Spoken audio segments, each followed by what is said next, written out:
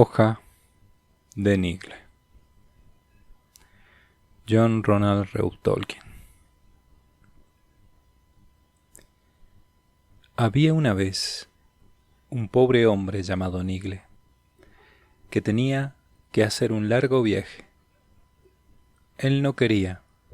En realidad, todo aquel asunto le resultaba enojoso, pero no estaba en su mano evitarlo. Sabía que en cualquier momento tendría que ponerse en camino, y sin embargo no apresuraba los preparativos. Nigle era pintor, no muy famoso, en parte porque tenía otras cosas que atender, la mayoría de las cuales se le antojaban un engorro.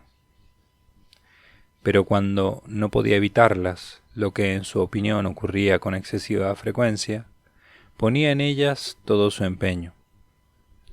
Las leyes del país eran bastante estrictas, y existían además otros obstáculos. Algunas veces se sentía un tanto perezoso y no hacía nada. Por otro lado, era en cierta forma un buenazo. Ya conocen esa clase de bondad. Con más frecuencia lo hacía sentirse incómodo que obligado a realizar algo. E incluso cuando pasaba a la acción, ello no era óbice para que gruñese, perdiera la paciencia y maldijese, la mayor parte de las veces por lo bajo. En cualquier caso, lo llevaba a hacer un montón de chapuzas para su vecino el señor Parish, que era cojo. A veces incluso echaba una mano a gente más distantes si acudían a él en busca de ayuda. Al mismo tiempo, y de cuando en cuando, recordaba su viaje, y comenzaba sin mucha convicción a empaquetar algunas cosillas. En estas ocasiones no pintaba mucho. Tenía unos cuantos cuadros comenzados, casi todos demasiado grandes y ambiciosos para su capacidad. Era de esa clase de pintores que hacen mejor las hojas que los árboles. Solía pasarse infinidad de tiempo con una sola hoja, intentando captar su forma,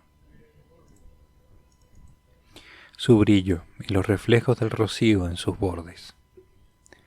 Pero su afán era pintar un árbol completo, con todas las hojas de un mismo estilo, y todas distintas. Había un cuadro en especial que le preocupaba. Había comenzado como una hoja arrastrada por el viento, y se había convertido en un árbol. Y el árbol creció, dando numerosas ramas y echando las más fantásticas raíces. Llegaron extraños pájaros que se posaron en las ramitas, y hubo que atenderlos. Después, todo alrededor del árbol y detrás de él, en los espacios que dejaban las hojas y las ramas, comenzó a crecer un paisaje. Y aparecieron atisbos de un bosque que avanzaba sobre las tierras de labor y montañas coronadas de nieve. Nigle dejó de interesarse por sus otras pinturas, o si lo hizo, fue para intentar adosarlas a los extremos de su gran obra. Pronto el lienzo se había ampliado tanto que tuvo que echar mano de una escalera, y corría arriba y abajo, dejando una pincelada aquí, borrando allá unos trazos.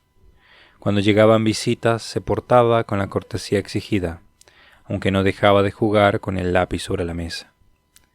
Escuchaba lo que le decían, sí, pero seguía pensando en su gran lienzo, para el que había levantado un enorme cobertizo en el huerto, sobre una parcela en la que en otro tiempo cultivara patatas. No podía evitar ser amable.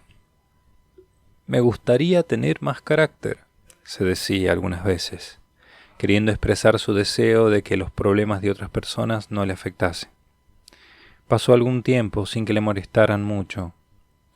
«Cueste lo que cueste», solía decir, «acabaré este cuadro, mi obra maestra, antes de que me vea obligado a emprender ese maldito viaje». Pero comenzaba a darse cuenta de que no podría posponerlo indefinidamente.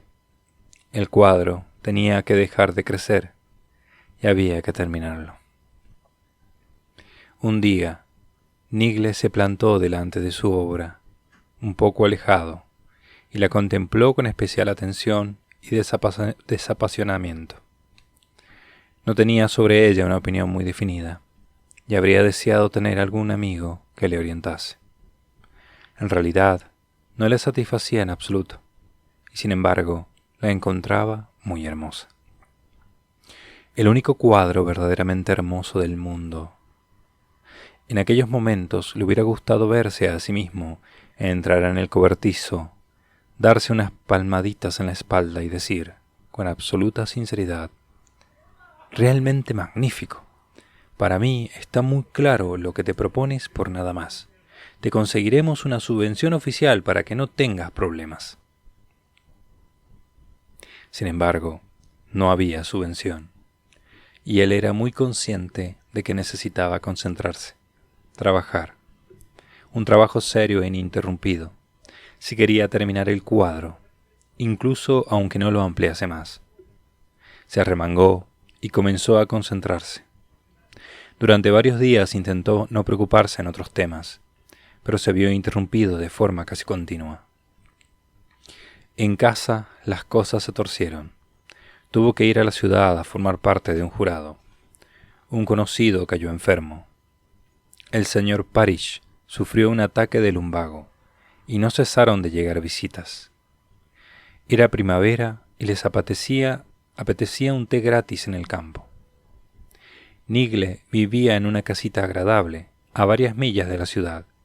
En su interior los maldecía, pero no podía negar que él mismo los había invitado tiempo atrás, en el invierno, cuando a él no le había parecido una interrupción ir de tiendas y tomar el té en la ciudad con sus amistades.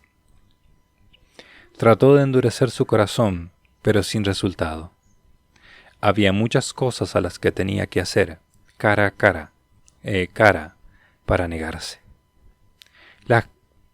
Las considerase obligaciones o no, y había ciertas cosas que se veía obligado a hacer, pensase lo que pensase. Algunas de las visitas dieron a entender que el huerto parecía bastante descuidado y que podría recibir la visita de un inspector. Desde luego, pocos tenían la noticia de su cuadro, pero aunque lo hubiesen sabido, tampoco habría mucha diferencia. Dudo que hubiesen pensado que era muy importante. Me atrevería a decir que no era muy bueno, aunque tuviera algunas partes logradas. El árbol, sobre todo, era curioso. En cierto modo muy original. Igual que Nigle, aunque él era también un hombrecillo de lo más común, y bastante simple.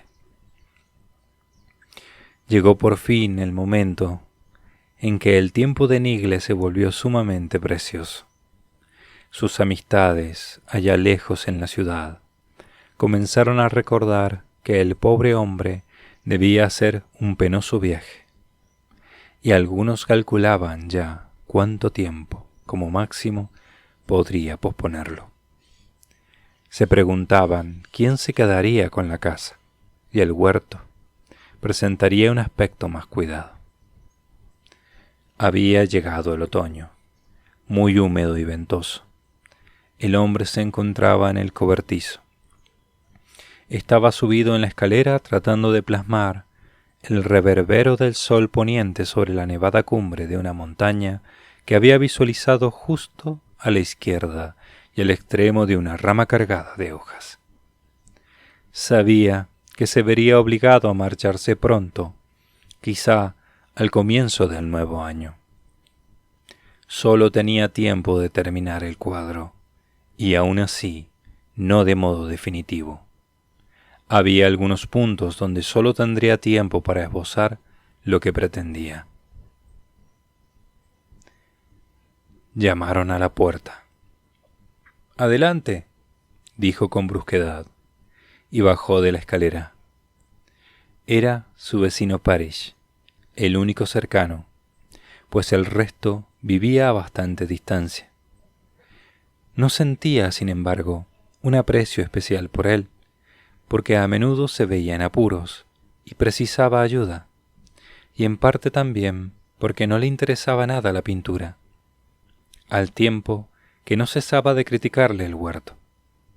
Cuando Parish lo contemplaba, lo que ocurría con frecuencia, veía sobre todo las malas hierbas, y cuando miraba los cuadros de Nigle, rara vez, solo veía manchas verdes y grises y líneas negras que se le antojaban completamente sin sentido.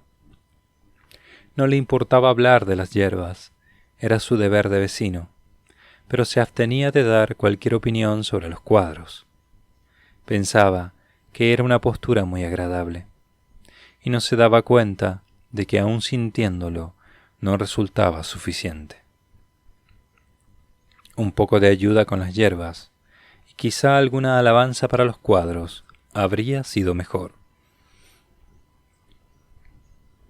«Bien, Parish, ¿qué hay?», dijo Nigle.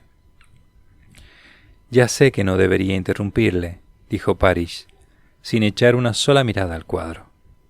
«Estará usted ocupadísimo, estoy seguro». Nigle había pensado decir algo por el estilo, pero perdió la oportunidad. Todo lo que dijo fue «sí». «Pero no tengo ningún otro a quien acudir», añadió Parish. «Así es», dijo Nigle con un suspiro. Uno de esos suspiros que son un comentario personal, pero que en parte dejamos aflorar. «¿En qué puedo ayudarle?» «Mi mujer lleva ya algunos días enferma y estoy empezando a preocuparme», dijo Parish. «Y el viento se ha llevado la mitad de las tejas de mi casa y me entra la lluvia en el dormitorio. Creo que debería llamar al doctor y a los albañiles, pero tardan tanto en acudir». Pensaba si no tendría usted algunas maderas y lienzos que no le hagan falta, aunque solo sea para poner un parche y poder tirar un día o dos más. Fue entonces cuando dirigió la mirada al cuadro. «Vaya, vaya», dijo Nigle. «Sí que tiene mala suerte. Espero que lo de su esposa solo sea un contipado. Enseguida voy y le ayudo a trasladarla al piso bajo». «Muchas gracias», dijo Parish con notable frialdad. «Pero no es un contipado, es una calentura. No le hubiera molestado por un simple catarro, y mi mujer ya guarda cama en piso bajo. Con esta pierna no puedo andar subiendo y bajando bandejas. Pero ya veo que está ocupado. Lamento de veras la molestia. Tenía esperanzas de que pudiese perder el tiempo para ir a avisar al médico, viendo la situación en que me hallo, y al albañil también, si de verdad no le sobran lienzos». «No faltaba más», dijo Nigle, aunque otras palabras se le agolpaban en el ánimo, donde en aquel momento había más debilidad que amabilidad. «Podría ir, iré, si está tan ocupado». «Lo estoy, y mucho. Ojalá no padeciera esta cojera», dijo Parish. Así que Nigle fue. Ya veis, aquello resultaba de lo más curioso. Parish era su vecino más cercano. Los demás quedaban bastante lejos. Nigle tenía una bicicleta y Parish no. Ni siquiera podía montar. Era cojo de una pierna. Una cojera seria que le causaba muchos dolores. Merecía la pena tenerlo en cuenta, igual que su expresión desabrida y su voz quejumbrosa. A su vez, Nigle tenía un cuadro, y apenas tiempo para terminarlo. Parecía lógico que fuese Parish el que tuviese aquello en cuenta, no Nigle. Parish, sin embargo, no se tomaba en serio la pintura, y Nigle no podía cambiar aquel hecho. «Maldita sea», rezongó para sí mientras sacaba la bicicleta. Había humedad y viento, y la luz del día estaba ya desvaneciéndose. «Hoy se acabó el trabajo para mí», pensó Nigle, y mientras pedaleaba, no cesó de echar pestes para sus adentros ni de ver pinceladas en la montaña y en la vegetación inmediata. que en un principio había imaginado primaveral. Sus dedos se crispaban sobre el manillar. Ahora que ya no estaba en el cobertizo, intuyó perfectamente la forma de tratar aquella brillante línea de hojas que enmarcaba la lejana silueta de la montaña. Pero pensaba en su corazón una congoja, un espacio de temor de que nunca tendría ya la oportunidad de intentarlo. Nigle encontró al médico y dejó una nota donde el albañil, que ya había cerrado para irse a descansar junto al fuego de su chimenea. Nigle se empapó hasta los huesos y cogió él también un resfriado. El médico no se dio tanta prisa como Nigle. Llegó el día siguiente, lo que le resultó mucho más cómodo, pues para entonces ya había en casas vecinas 2 pacientes a los que atender. Nigle estaba en cama con fiebre alta, y en su cabeza y en el techo tomaba forma maravillosos entramados de hojas y ramas. No le fue de ningún consuelo saber que la señora Parish solo tenía catarro, y que ya lo estaba superando. Volvió la cara hacia la pared y buscó refugio en las hojas. Permaneció en cama algún tiempo. El viento seguía soplando y se llevó otro buen número de tejas en casa de Parish, y también algunas en las de Nigle. En el tejado aparecieron goteras. El albañil seguía sin presentarse. Nigle no se preocupó, al menos durante un día o 2.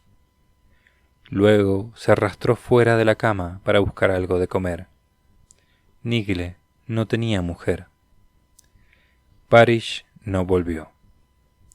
La humedad se le había metido en la pierna que le dolía, y su mujer estaba muy ocupada recogiendo el agua y preguntándose si ese señor Nigle no se habría olvidado de avisar al albañil. Si ella hubiera entrevisto la más mínima posibilidad de pedirle prestado algo que le fuese útil, habría enviado allí a Parish, le doliese o no la pierna, pero no se le ocurrió nada, de modo que se olvidaron del vecino. Al cabo de unos 7 días, Nigle volvió con pasos inseguros hasta el cobertizo. Intentó subirse a la escalera, pero la cabeza se le iba. Se sentó y contempló el cuadro. Aquel día no había hojas en su imaginación ni vislumbres de montañas. Podía haber pintado un desierto arenoso que se perdía allá a lo lejos, pero le faltaron energías. Maldita sea, dijo Nigle, aunque le hubiera dado igual responder con educación. Adelante. Porque de todas maneras la puerta se abrió.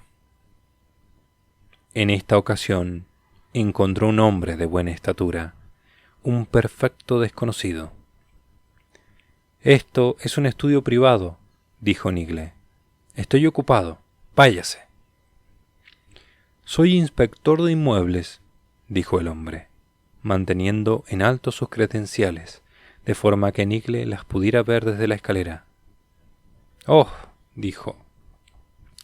La casa de su vecino está muy descuidada, dijo el inspector. Ya lo sé, dijo Nigle. Les dejé una nota a los albañiles hace bastante tiempo, pero no han venido. Luego yo caí enfermo. Ya, dijo el inspector, pero ahora no está enfermo. Pero yo no soy albañil. Parish debió presentar una reclamación al ayuntamiento y conseguir ayuda del servicio de urgencias. Están ocupados con daños más importantes que cualquiera de estos, dijo el inspector. Ha habido inundaciones en el valle y numerosas familias se han quedado sin hogar. Usted debería haber ayudado a su vecino a hacer unos arreglos provisionales y evitar así perjuicios cuya reparación fuese más costosa. Lo dicta la ley. Tiene aquí cantidad de materiales: lienzo, madera, pintura impermeable. ¿Dónde?, preguntó Nigle indignado. Ahí, dijo el inspector señalando el cuadro. ¡Mi cuadro!, exclamó Nigle. Me temo que sí, dijo el inspector. Pero primero son las casas. La ley es la ley. Pero no puedo. Nigle no dijo más, porque en aquel momento entró otro hombre. Se parecía mucho al inspector, casi como un doble, alto, todo vestido de negro. Vamos, dijo, soy el chofer. Nigle bajó la escalera tambaleándose. Parecía haberle vuelto la fiebre y la cabeza se le iba. Sintió frío en todo el cuerpo. ¿Chofer? ¿Chofer? Murmuró. ¿Chofer de qué? Suyo y de su coche, dijo el hombre. Hace tiempo que el vehículo estaba pedido. Por fin ha llegado. Le está esperando. Ya sabe usted que hoy sale de viaje. Eso es, dijo el inspector. Tiene que marcharse. Mal comienzo para un viaje, dejar las cosas sin terminar. Pero, en fin, al menos ahora podremos dar alguna utilidad a este lienzo. Dios mío, dijo el pobre Nigle, echándose a llorar. Ni siquiera está terminado. ¿No lo ha acabado? Dijo el chofer. Bueno, de cualquier forma, por lo que a usted respecta, ya todo está hecho. Vámonos. Nigle salió en completo silencio. El chofer no le dio tiempo a hacer las maletas, pues según él las debía haber preparado antes, e iban a perder el tren. Nigle se sentía cansado y adormecido. A duras penas fue consciente de lo que pasaba cuando lo empujaron dentro de un compartimiento. No le importaba mucho. Había olvidado para qué o hacia dónde se suponía que iba. El tren penetró casi enseguida en un negro túnel. Nigle despertó en una amplia estación, débilmente iluminada. Un maletero iba gritando por el andén, pero no voceaba el nombre de la estación, sino Nigle. Nigle bajó a toda prisa y se dio cuenta de que había olvidado el maletín. Dio media vuelta, pero el tren ya se alejaba. Ah, dijo el maletero, es usted. Sígame. ¿Cómo? ¿No tiene equipaje? Tendrá que ir al asilo. Nigle se sintió enfermo y cayó desmayado en el andén. Le subieron a una ambulancia y se lo llevaron a la enfermería del asilo. No le gustó nada el tratamiento. La medicación que le daban era amarga. Los enfermeros y celadores eran fríos, silenciosos y estrictos. Y nunca veía a otras personas, salvo a un médico muy severo que le visitaba de cuando en cuando. Más parecía en una cárcel que en un hospital. Tenía que realizar un trabajo pesado, de acuerdo con un horario establecido. Cavar, carpintería y pintar de un solo color simple tableros. Nunca se le permitió salir, y todas las ventanas daban al interior. Le mantenían a oscuras durante horas y horas. Para que pueda meditar, decían. Perdió la noción del tiempo, y no parecía que empezase a mejorar. Al menos si por mejorar entendemos encontrar algún placer en realizar las cosas. Ni siquiera ir a dormir se lo proporcionaba. Al principio, durante el primer siglo, o así, yo me limito simplemente a exponer sus impresiones, solía preocuparse sin sentido por el pasado. Mientras permanecía echado en la oscuridad, se repetía una y otra vez lo mismo. Ojalá hubiera visitado a Parrish durante la mañana que siguió al ventarrón. Era mi intención. Hubiera sido fácil volver a colocar las primeras tejas sueltas. Seguro que entonces la señora Parrish no habría cogido aquel catarro, y yo tampoco me habría resfriado. Habría dispuesto de una semana más. Pero con el tiempo fue olvidando para qué había deseado aquellos 7 días. A partir de entonces, si se preocupó de algo, fue de sus tareas en el hospital. Las planeaba con antelación, pensando cuánto tiempo le llevaría a evitar que se resquebrajase aquel tablero, ajustar una puerta o arreglar la pata de la mesa. Parece, fuera de duda, que llegó a ser bastante servicial, si bien nadie se lo dijo nunca. Aunque, claro, no era esta la razón por la que lo retuvieron tanto tiempo al pobrecillo. Debían haber estado esperando a que mejorase, y juzgaban la mejoría de acuerdo con un extraño y peculiar sistema médico. De todas formas, el pobre Nigle no obtenía ningún placer de aquella vida, ni siquiera los que él había aprendido a llamar placeres. No se divertía, desde luego, pero tampoco podía negarse que comenzaba a experimentar un sentimiento de, digamos, satisfacción. A falta de pan, se había acostumbrado a iniciar su trabajo tan pronto como sonaba una campana, y dejarlo al sonar la siguiente, todo recogido y listo para poderlo continuar cuando fuera preciso. Había muchas cosas al cabo del día. Terminaba sus trabajillos con todo primor. No tenía tiempo libre, excepto cuando se encontraba solo en su celda, y sin embargo, comenzaba a ser dueño del tiempo. Comenzaba a saber qué hacer con él. Allí no existía ninguna sensación de prisa. Disfrutaba ahora de mayor paz interior, y en los momentos de descanso podía descansar de verdad. Entonces, de improviso, le cambiaron todo el horario. Casi no le permitían ir a la cama. Lo apartaron totalmente de la carpintería y lo mantuvieron cavando una jornada tras otra. Lo aceptó bastante bien.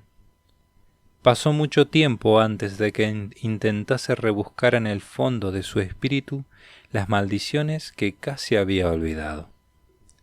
Estuvo cavando hasta que le dio la impresión de tener rota la espalda. Las manos se le quedaron en carne viva y comprendió que era incapaz de levantar una palada más de tierra.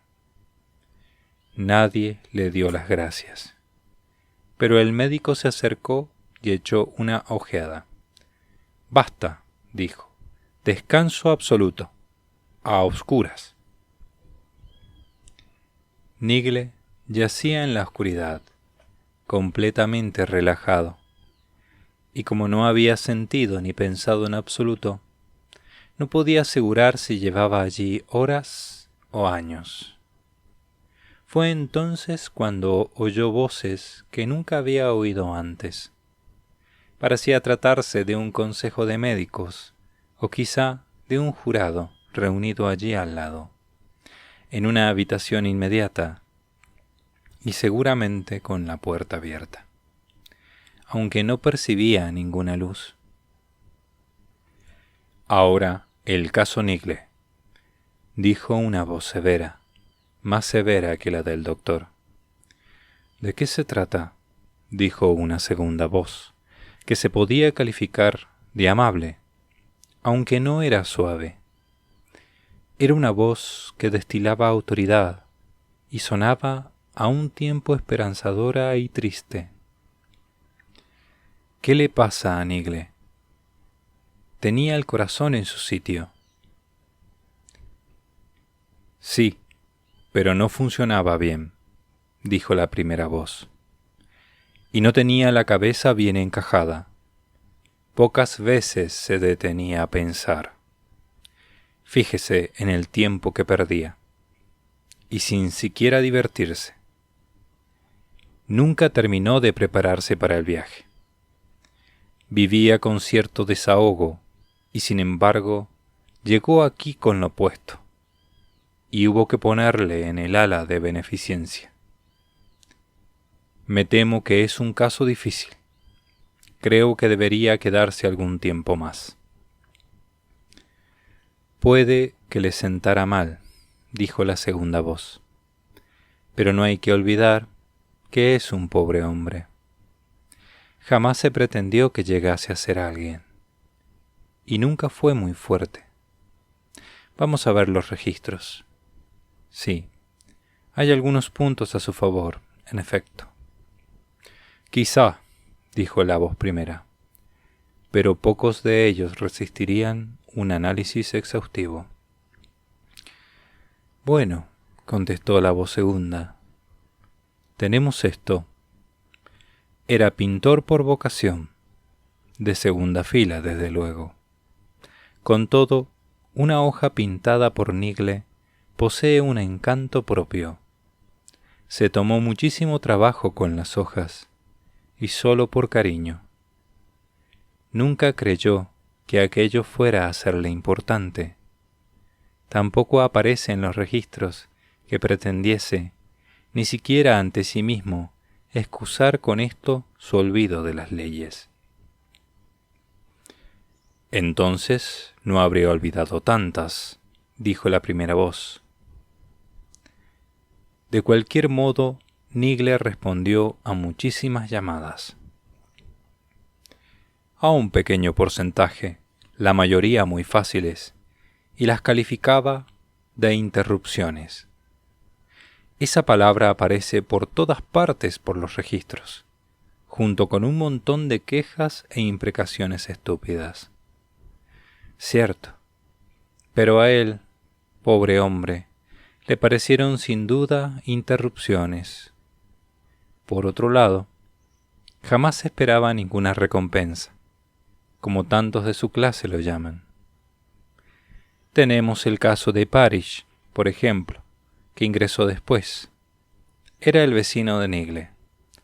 Nunca movió un dedo por él, y en rarísimas ocasiones llegó a mostrar alguna gratitud. Sin embargo, nada en los registros indica que Nigle esperara la gratitud de Parish. No parece haber pensado en ello. Sí, eso es algo, dijo la primera voz, aunque bastante poco. Lo que ocurre, como podrá comprobar, es que muchas veces Nigle simplemente lo olvidaba. Borraba de su mente, como una pesadilla ya pasada, todo lo que había hecho por Parish. Nos queda aún el último informe, dijo la segunda voz. El viaje en bicicleta bajo la lluvia. Quisiera destacarlo. Parece evidente que fue un auténtico sacrificio. Nigle sospechaba que estaba echando por la borda su última oportunidad con el cuadro, y sospechaba también que no había razones de peso para la preocupación de Parish. Creo que le da más valor del que tiene, dijo la voz primera. Pero usted tiene la última palabra. Tarea suya es, desde luego, presentar la mejor interpretación de los hechos. A veces la tienen.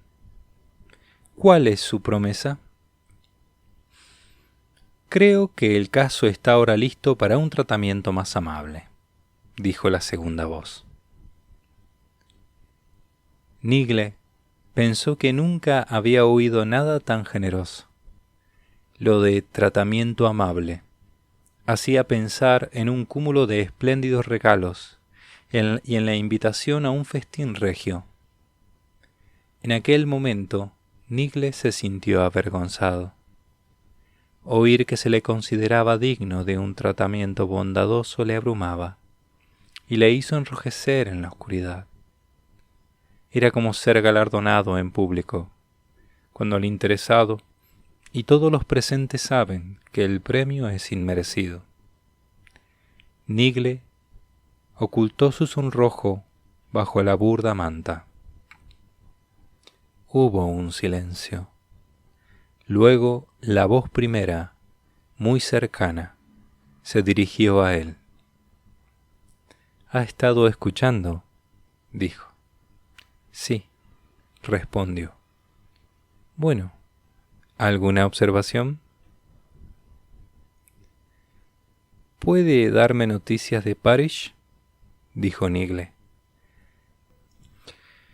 «Me gustaría volverle a ver. Espero que no se encuentre muy mal. ¿Pueden curarle la pierna? Le hacía pasar malos ratos. Y, por favor, no se preocupen por nosotros dos. Era un buen vecino y me proporcionaba patatas excelentes a muy buen precio, ahorrándome mucho tiempo». «¿Sí?», dijo la primera voz. «Me alegra oírlo». Hubo otro silencio.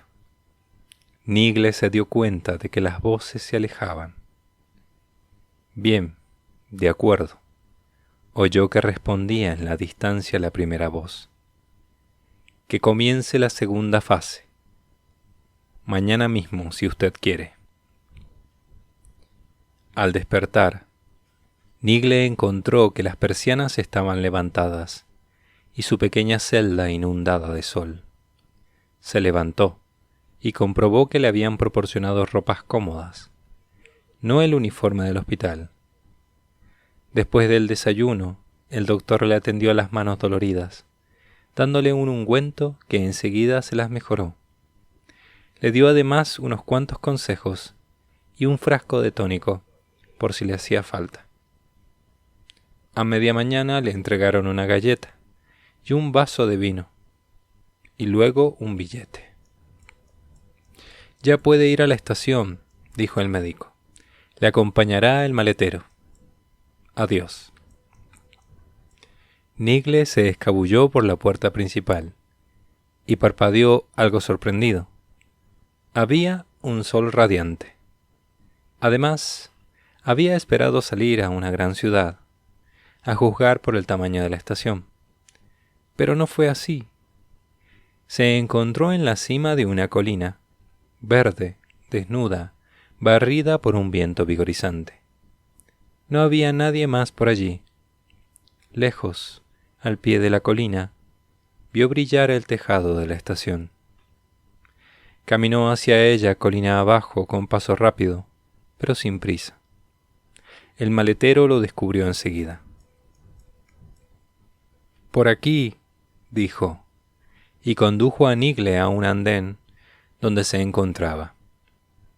«Listo ya, un tren de cercanías muy coquetón, un solo coche y una pequeña locomotora. Muy relucientes los dos, limpios y recién pintados. Parecían a punto para un viaje inaugural. Incluso el carril que se veía ante la locomotora parecía nuevo. Brillaban los raíles. Los cojines estaban pintados de verde y las traviesas, al cálido sol, dejaban escapar un delicioso olor a brea fresca. El coche estaba vacío. «¿A dónde va este tren, mozo?», preguntó Nigle. «Creo que no han colocado aún el cartel del destino», dijo el mozo, «pero lo encontrará satisfactorio». Y cerró la puerta. El tren arrancó al punto. Nigle se recostó en el asiento. La pequeña locomotora avanzaba entre borbotones de humo por el fondo de un cañón de altas paredes verdes, al que un cielo azul servía de dosel. No parecía haber pasado mucho tiempo, cuando la locomotora dio un silbido. Entraron en acción los frenos, y el tren se detuvo. No había estación ni cartel indicador, solo un tramo de peldaños que subía por el verde talud. Al final de la escalera se abría un postigo en un seto muy cuidado. Junto a él estaba una bicicleta. Por lo menos parecía la suya, y llevaba una etiqueta amarilla atada al manillar, con la palabra Nigle escrita en grandes letras negras. Abrió la puerta de la barrera, saltó a la bicicleta y se lanzó colina abajo, acariciado por el sol primaveral. Pronto comprobó que desaparecía el camino que había venido siguiendo, y que la bicicleta rodaba sobre un césped maravilloso. Era verde y tupido. Podía apreciar, sin embargo, cada brizna de hierba. Le parecía recordar que en algún lugar había visto o soñado este prado. Las ondulaciones del terreno le resultaban en cierta forma familiares. Sí, el terreno se nivelaba, coincidiendo con sus recuerdos. Y después, claro está, comenzaba a ascender de nuevo. Una gran sombra verde se interpuso entre él y el sol. Nigle levantó la vista y se cayó de la bicicleta. Ante él se encontraba el árbol, su árbol, ya terminado. Si tal cosa puede afirmarse de un árbol que está vivo, cuyas hojas nacen y cuyas ramas crecen y se mecen en aquel aire que Nigle tantas veces había imaginado y que tantas veces había intentado en vano captar. Miró el árbol, lentamente levantó y extendió los brazos. Es un don, dijo. Se refería a su arte y también a la obra pictórica, pero estaba usando la palabra en su sentido más literal. Siguió mirando el árbol. Todas las hojas sobre las que él había trabajado estaban allí, más como él las había intuido que como había logrado plasmarlas. Y había otras que sólo fueron brotes en su imaginación, y muchas más que hubieran brotado de haber tenido tiempo. No había nada escrito en ellas, eran sólo hojas exquisitas, pero todas llevaban una fecha, nítidas como las de un candelario. Se veía que algunas de las más hermosas y características, las que mejor reflejaban el estilo de Nigle, habían sido realizadas en colaboración con el señor Parish. No hay otra forma de decirlo. Los pájaros hacia sus nidos en el árbol, pájaros sorprendentes, qué forma de trinar. Se apareaban, incubaban, echaban plumas y se internaban gorgojeando en el bosque, incluso mientras los contemplaba. Entonces se dio cuenta de que el bosque también estaba allí, abriéndose a ambos lados y extendiéndose a la distancia. A lo lejos reverberaban los montes. Después de algún tiempo, Nigle se dirigió hacia la espesura. No es que se hubiese cansado ya del árbol, pero ahora parecía tenerlo todo claro en su mente, y lo comprendía, y era consciente de su crecimiento, aunque no estuviese contemplándolo. Mientras caminaba, descubrió algo curioso. El bosque era, por supuesto, un bosque lejano, y sin embargo, él podía aproximarse, incluso entrar en él, sin que por ello perdiese su peculiar encanto.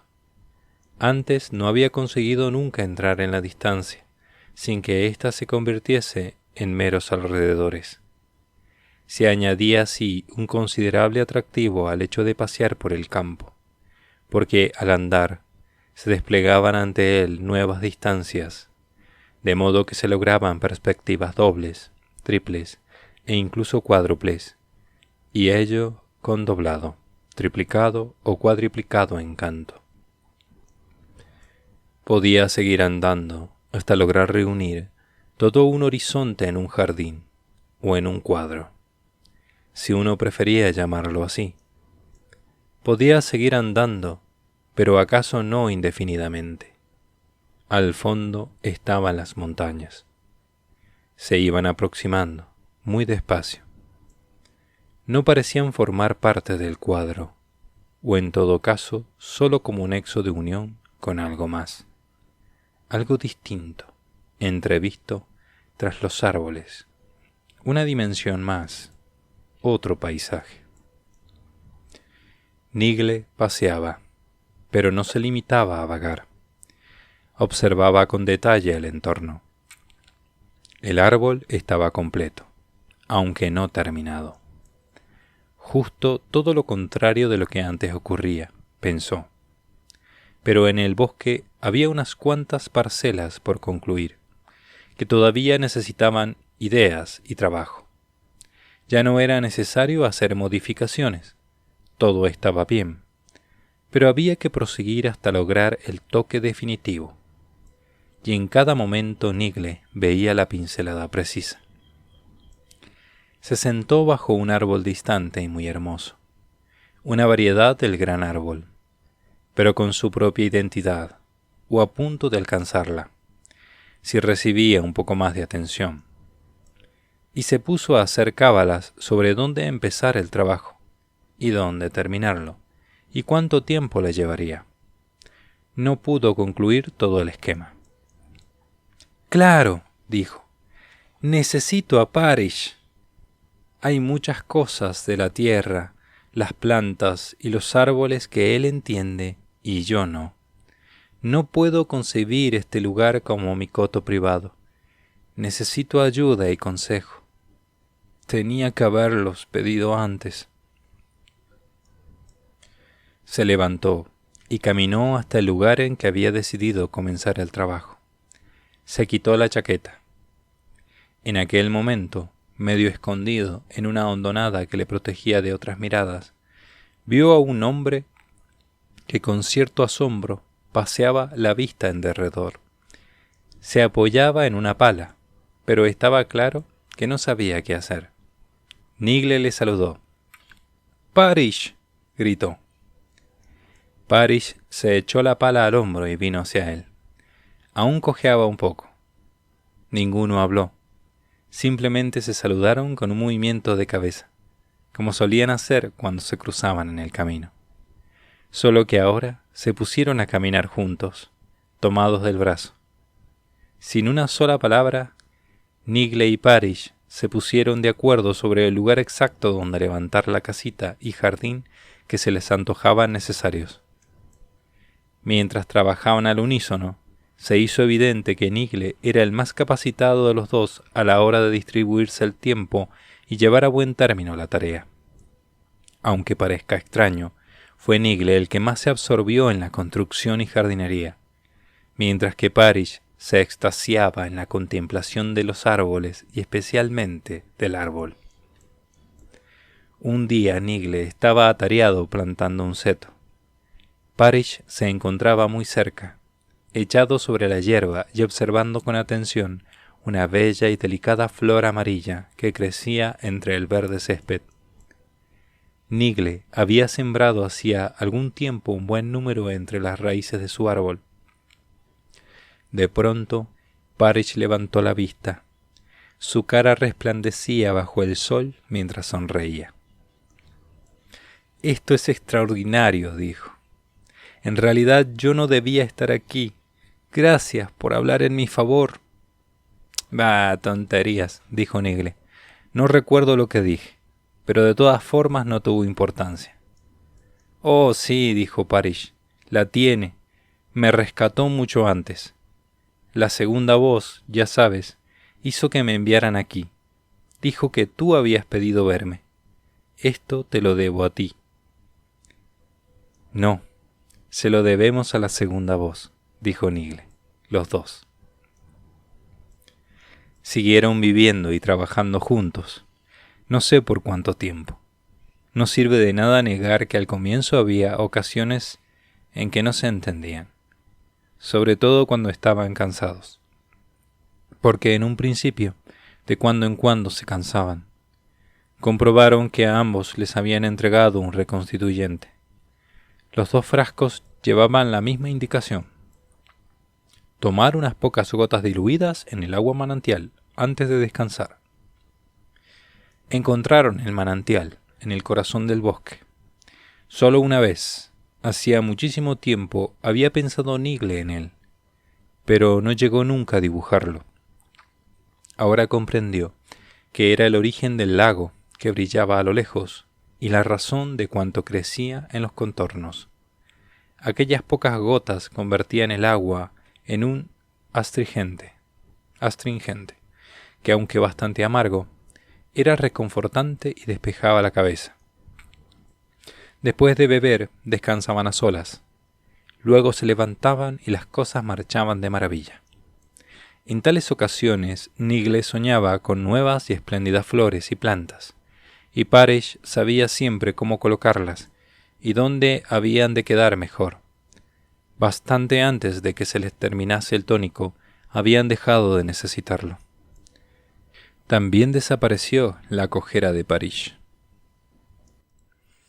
A medida que el trabajo progresaba, se permitían más y más tiempo para pasear por los alrededores, contemplando los árboles y las flores, las luces, las sombras y la condición de los campos.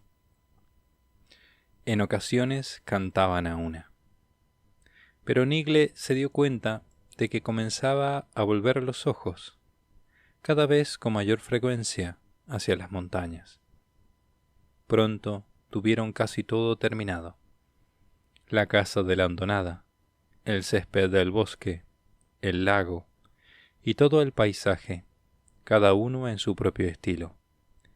El gran árbol estaba en plena floración. «Terminaremos al atardecer», dijo Parish un día. «Luego nos iremos a dar un paseo, que esta vez será realmente largo». Partieron al día siguiente y cruzaron la distancia hasta llegar al confín. Este no era visible, por supuesto.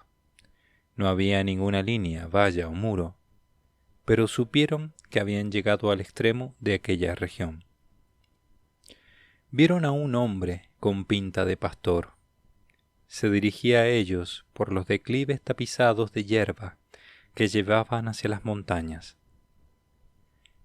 «¿Necesitan un guía?», preguntó. «¿Van a seguir adelante?». Durante unos momentos se extendió una sombra entre Parish y Nigle, porque éste sabía ahora que sí quería continuar, y en cierto sentido tenía que hacerlo. Pero Parish no quería seguir, ni estaba aún preparado. «Tengo que esperar a mi mujer», le dijo a Nigle. Se sentía sola. Creí oírles que la enviarían después de mí en cualquier momento, cuando estuviese lista, y yo lo tuviera todo preparado. La casa ya está terminada, e hicimos lo que estaba en nuestras manos, pero me gustaría enseñársela. Espero que ella pueda mejorarla, hacerla más hogareña, y confío que también le gustase el sitio». Se volvió hacia el pastor. «¿Es usted guía?», preguntó. «¿Puede decirme cómo se llama este lugar?». «¿No lo sabe?», dijo el hombre. «Es la comarca de Nigle. Es el paisaje que Nigle pintó, o una buena parte de él. El resto se llama ahora el jardín de Parish». «¿El paisaje de Nigle?», dijo Parish asombrado. «¿Imaginaste tú todo esto? Nunca pensé que fueras tan listo. ¿Por qué no me dijiste nada?». «Intentó hacerlo hace tiempo», dijo el hombre, «pero usted no prestaba atención. En aquellos días solo tenía el lienzo y los colores, y usted pretendía arreglar el tejado con ellos. Esto es lo que usted y su mujer solían llamar el disparate de Nigle, o ese mamarracho». Pero entonces no tenía este aspecto, no parecía real, dijo Parrish. No, entonces era solo un vislumbre, dijo el hombre. Pero usted podía haberlo captado, si hubiera creído que merecía la pena intentarlo. Nunca te di muchas facilidades, dijo Nigle. Jamás intenté darte una explicación. Solía llamarte viejo destripadores. Pero, ¿qué importa eso ahora? Hemos vivido y trabajado juntos últimamente. Las cosas podían haber sido diferentes, pero no mejores. En cualquier caso, me temo que yo he de seguir adelante. Espero que volvamos a vernos. Debe haber muchas más cosas que podamos hacer juntos. Adiós. Estrechó con calor la mano de Parrish, una mano que dejaba traslucir bondad, firmeza y sinceridad. Se volvió y miró un momento hacia atrás. Las flores del gran árbol brillaban como una llama. Los pájaros cruzaban el aire entre trinos. Sonrió, al tiempo que se despedía de Parrish, con una inclinación de cabeza, y siguió al pastor. Iba a aprender a cuidar ovejas, y a saber de los pastos altos, y a contemplar un cielo más amplio, y caminar siempre más y más en permanente ascensión hacia las montañas. No alcanzo a imaginar qué fue de él al haberlas cruzado. Incluso el infeliz de Nigle podía en su antiguo hogar vislumbrar las lejanas montañas, y éstas encontraron un lugar en su cuadro. Pero como sean en realidad, o qué pueda haber al otro lado, solo lo saben quienes han ascendido a su cima.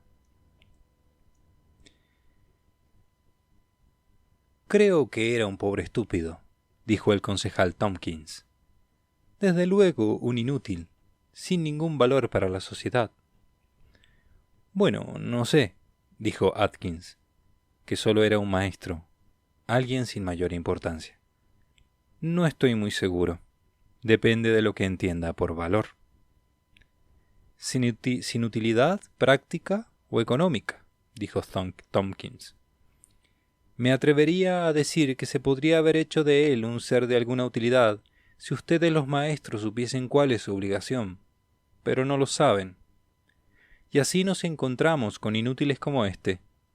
Si yo mandase en este país, les pondría a él y a los de su clase a trabajar en algo apropiado para ellos, lavando platos en la cocina comunal o algo por el estilo, y me preocuparía de que lo hiciesen bien, o los pondría en la calle. Hace tiempo que debía haberlo echado. ¿Echarlo? ¿Quiere decir que lo habría obligado a salir de viaje antes de cumplirse el tiempo? Sí, si usted se empeña en usar esa expresión vacía y anticuada. Empujarlo a través del túnel del gran vertedero. Eso era lo que yo quería decir. Entonces, ¿no cree que la pintura valga nada? ¿Que no hay por qué conservarla, mejorarla o aún utilizarla? Claro, la pintura es útil, dijo Tompkins, pero no se podía usar la suya. Hay cantidad de oportunidades para los jóvenes agresivos, que no teman las ideas ni los métodos nuevos. Ninguna para esta vieja muralla. Solo son ensueños personales. No hubiese sido capaz de diseñar un buen póster ni aunque lo matasen. Siempre jugueteando con hojas y flores. En cierta ocasión le pregunté la causa. Me contestó que las encontraba hermosas. ¿Puede creerlo? Dijo hermosas. ¿Qué? Le pregunté yo. ¿Los órganos digestivos y genitales de las plantas? Y no encontró contestación. Pobre majadero. Majadero, suspiró Atkins. Sí, pobre hombre. Nunca terminó nada. Bueno, sus telas han quedado para mejores usos, desde que él se marchó. Pero yo no estoy muy seguro, Tompkins. ¿Recuerda aquella grande que emplearon para reparar la casa vecina después del ventarrón y las inundaciones?